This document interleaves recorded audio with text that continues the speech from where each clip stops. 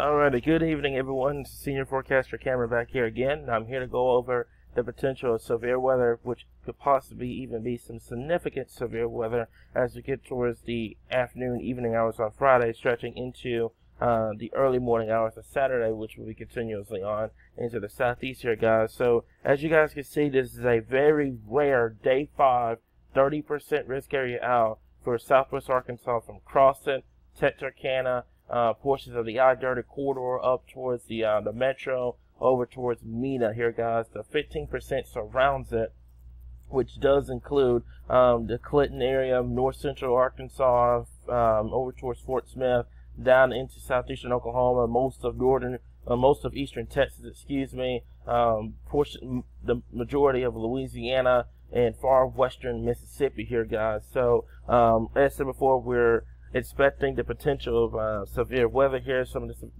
this severe weather could be rather on the significant side, particularly in northeastern Texas and southwestern Arkansas here.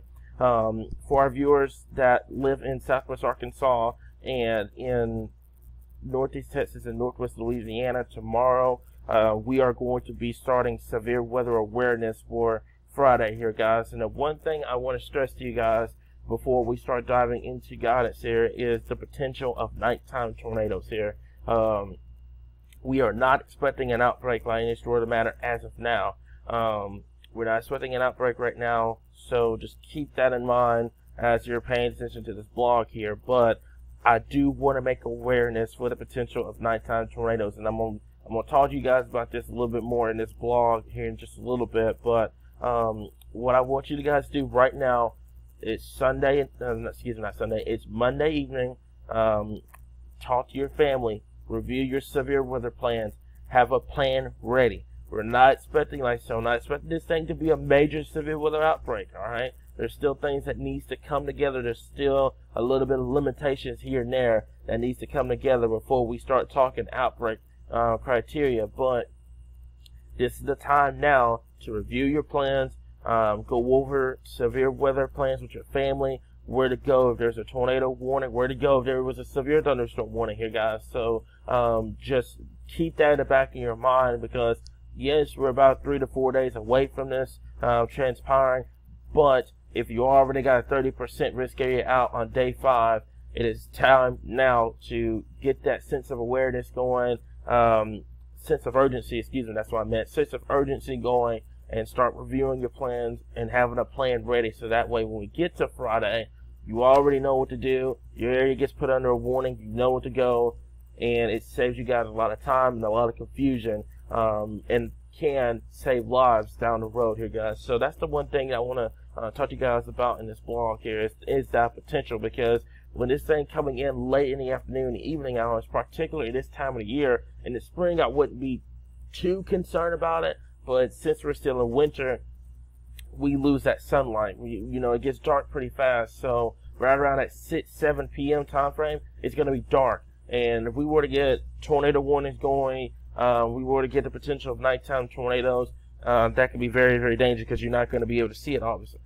So, like I said before, I just want to get that sense of awareness going in terms of the potential of nighttime tornadoes here, guys. But like I said before, a rare 30% risk area out is in effect. The slight risk area, like I said, is pretty broad. I'm expecting this to at very least, with the next update, could potentially finish off the rest of the state and could go into southern Missouri here, guys. But I want to throw this out here for our viewers here and for our northern Arkansas right now, because you're thinking, okay, the majority of the severe weather is going to be southwest Arkansas. I don't have to worry about anything up here.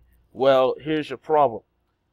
In this particular setup, you're going to have your low pressure here, you're going to have a warm front, you're going to have a dry line, and then you're going to have a cold front behind here, guys. So in that particular scenario, it would put North Arkansas at risk for the potential of severe weather here, guys, with this event. So in northern Arkansas, I want you guys to be aware. And even so, let's say this was a Day 1 risk, okay?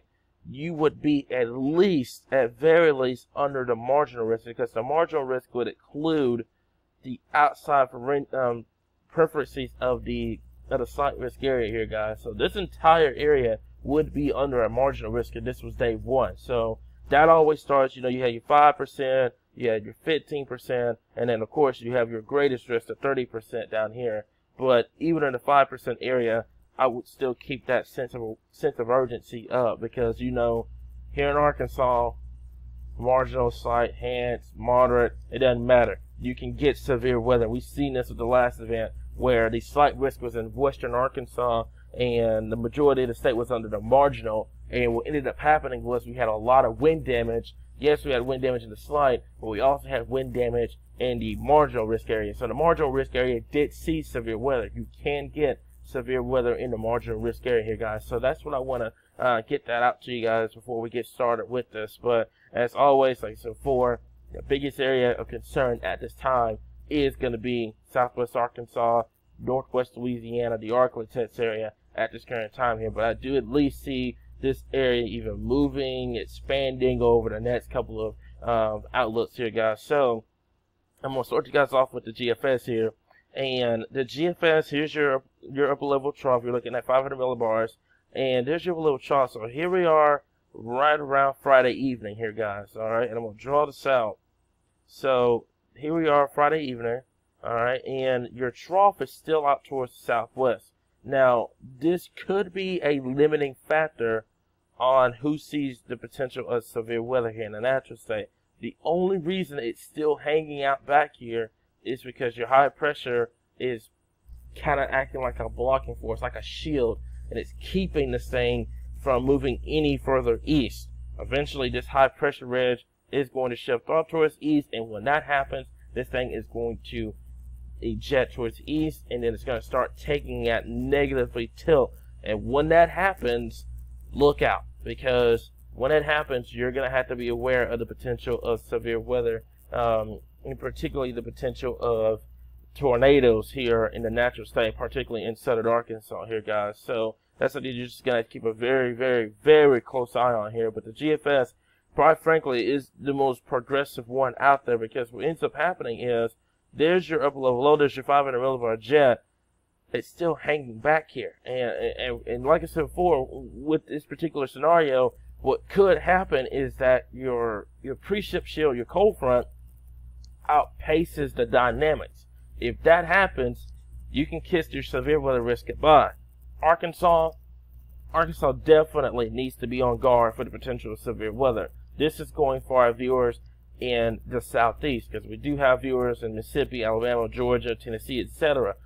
For those over there, if your cold front over here outpaces your dynamics, you could have your severe weather risk completely removed entirely. But that's something that we'll just have to keep a very close eye on here. Not only am I worried about the potential of tornadoes, but the threat of damaging winds with this is going to be insane, because you're going to have at least 60 to 70 knot low level shear across the natural state here, guys. And on top of that, you're going to have a lot of heavy rainfall here, and that can make the ground super saturated, and that's where you can lead for the potential of power outages and down trees for the majority of the state here, guys, as we get towards Friday night and the early Saturday morning here, guys. So we got a very bumpy road ahead of us, but I know that we're going to get through it here, guys. And like I said before, we're going to be here keeping you guys updated. Me and Derek both, Derek, and Landon, we're going to be here all night long on Friday. We are getting ready. We're getting prepared to pull an all-nighter on Friday to keep you guys updated on the latest for the potential of severe weather here, guys. So as I said before, there's your trough, and it gets out of here. And I'm going to zoom this down to our level here, guys, so you guys can see the low-level jet. So here's the 500 millibar. I'm going to take you guys down to 850 millibars real fast here.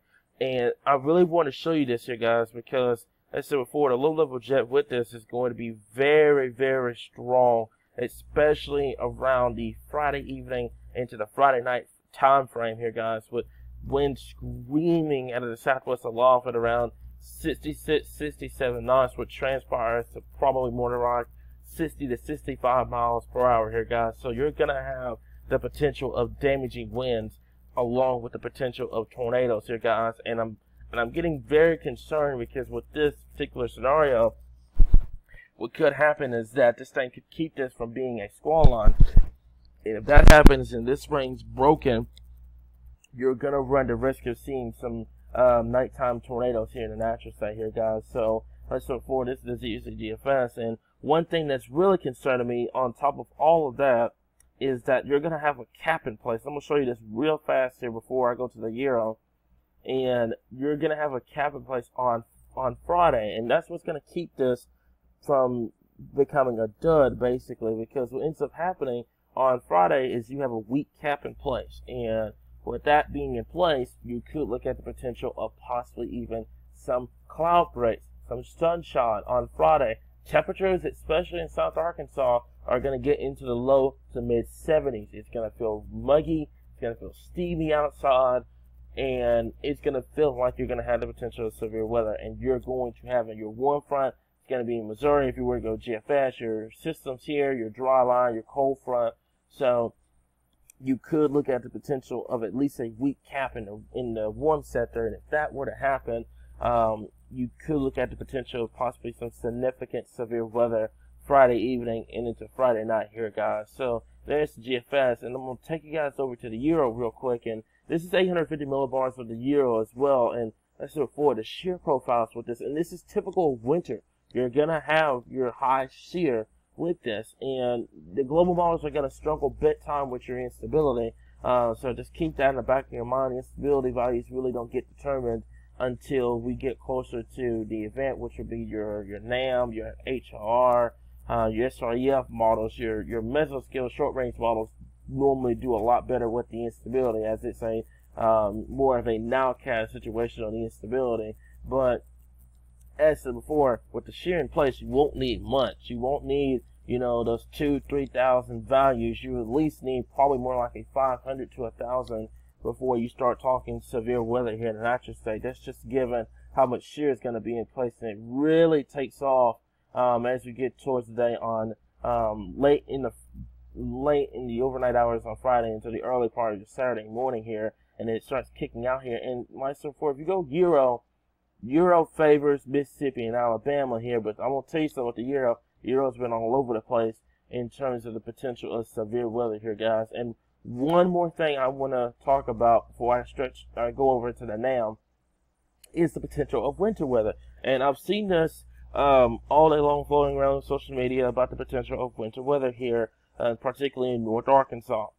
At this time, I don't buy it. I do not buy winter weather. The only reason why I don't buy it is because if your surface low and your cold front outpaces your dynamics, there goes your moisture, there goes your moisture needed for this system. And on top of that, if you get a pretty significant severe weather event, that's going to rob the moisture needed for winter weather here, guys. And I'm not trying to sound like, you know, I don't want snow, I don't want this, I don't want a winter storm out of this or anything like that. I'm just trying to keep you guys ahead, and I'm trying to keep you guys aware of what we're seeing from this. And I'm trying to provide you guys with accurate information here, guys, because I don't want you guys thinking, you know, you're going to get snow and then nothing happens here. So you could look at the potential of snow, but I'm more concerned about the potential of severe weather right now. The snow prospect, you could look at a little bit behind this system here. That's if this system does not outpace the upper level low. If that happens, you're not going to see a thing at all. But if you go with Euro here, the European model, it takes your upper level low along with your surface low here and it hangs around just long enough so that way the wraparound moisture does provide snowfall across northwestern Arkansas, north central Arkansas during the day on Saturday, and then gets it out of here. So that is a possibility as well, but as I said before, that's just something that we're just going to have to keep a very close eye on here, guys. But I am very, very concerned about the potential of some significant severe weather here on Friday here. And I'm going to go ahead and show you the NAM before this video blog ends. And as I said before, with the NAM model here, NAM is just now coming in range, but here we are Friday morning, and it's already a little faster with it than the GFS. GFS is back here. There's your NAM. And also, one thing with the NAM, I'm going to show you this real fast so I can draw it out. Alright? It is starting to take more of a negatively tilt with this. It's starting to take it, because what's ended up happening is your Bermuda high is further south, so it's starting to take that tilt more on Friday versus the GFS and the Euro, where the high pressure was up here and it was kind of acting like a shield, and it kept it from going negative, more of a neutral phase. And then as it started to pull away, it started to turn more negative here, guys. So if this transpires, you will look at the potential of possibly some significant severe weather as you get towards Friday afternoon and the Friday evening here, guys. But we will provide you guys with the latest information from not only the Storm Prediction Center here, but with you guys in terms of forecasts and in terms of any updates with the system here. Stay tuned. We will have daily blogs all the way up into the system arrives on Friday here, guys. Thank you guys for tuning in, and y'all have a great rest of your Monday evening.